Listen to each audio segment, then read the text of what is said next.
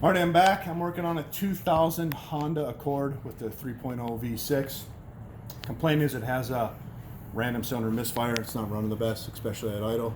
So I hooked up the scan tool, the Autel MS906 BT Bluetooth. If you go in the read codes in here, we'll see what codes are in here. Before when I scanned it, I had cylinders 1, 3, and 5, but always cylinder 5, and then a random cylinder misfire.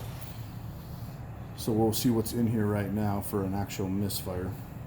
Yeah, cylinder 5, and then it's got a misfire in any cylinder, which is like a P0300 random misfire, and we got a P0305 cylinder 5. So what I'm gonna do now is I'm gonna hook up my oscilloscope. So I'm thinking it's an ignition coil issue, and I'll show you why here. Get this set up. So if you look at this wiring diagram here, you got all 1, 2, 3, 4, 5, 6 ignition coils. What feeds these is 12 volts from the driver's under dash relay. Fuse 11, 15 amp feeds them all. On the other side you got a ground that goes to chassis ground. Then on the other leads you got your spark plugs, and then each coil has an individual wire going back to the PCM, which is controlled through a MOSFET transistor to turn it on and off. So basically what happens is 12 volts comes in, the ICM in here in the computer turns on and off the transistor. When the transistor turns off, the magnetic field collapses from the primary windings, which we're checking. It goes to the secondary windings, which has a lot more windings, and that's how you get your 30, 40, 50, 60,000 volts of energy. So I have my oscilloscope hooked up, and show it actually over here. Take a look over here. Got my on my oscilloscope, I got my amp clamp hooked up to that fuse with an amp loop on channel A, and then back over to the engine bay. I got my second channel hooked up. This is cylinder 6 because it goes 1, 3, 5, 2, 4, 6. So I got it hooked up to pin 1, which right here, pin 1 is a brown and white wire. That'll just trigger my scope to know which cylinders and which firing order. And I already looked up the firing order. It's 1, 4, 2, 5, 3, 6. So obviously we're on 6 right there. Back to my scope, channel A, the amp clamp, channel B, the going to the ignition coil. I put a 20-to-1 attenuator in there. Why? What does it do?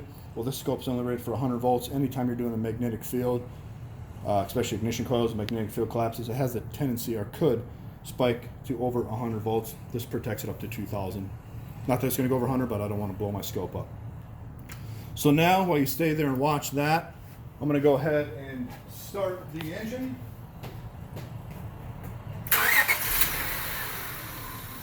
And then I'm going to go back over here and I'm going to put play. So once it gets set up here, so now it's playing.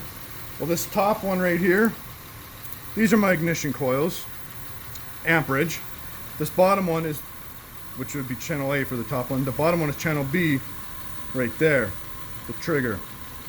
So if we want it to misfire here, which I'm sure it is, because we're way zoomed out, it's kind of hard to tell. But let's give it a minute here. So I'm going to stop it there, back up a frame. I'm going to zoom in like this.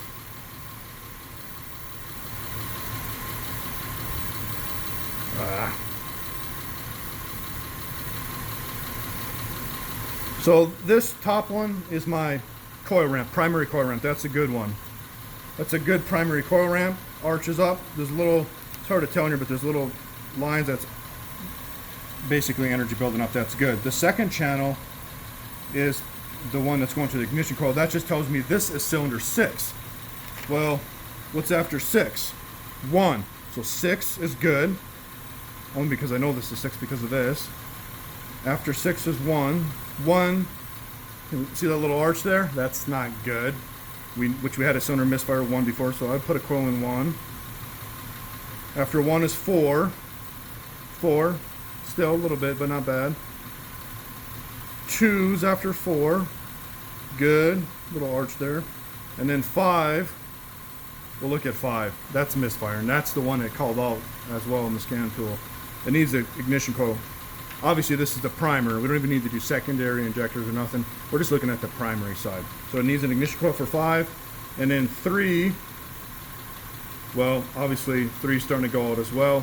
Worse than the other ones. Or not as bad as 5, obviously, but and then back to 6. Well, guess which one looks brand new? 6. Well, if you go back to the engine bay, the brand new one there, that's a brand new ignition coil. The guy that bought this car put a brand new ignition coil in it. That's why that one looks good to go. So what I would do, I would put I'd put brand new ignition coils in every one.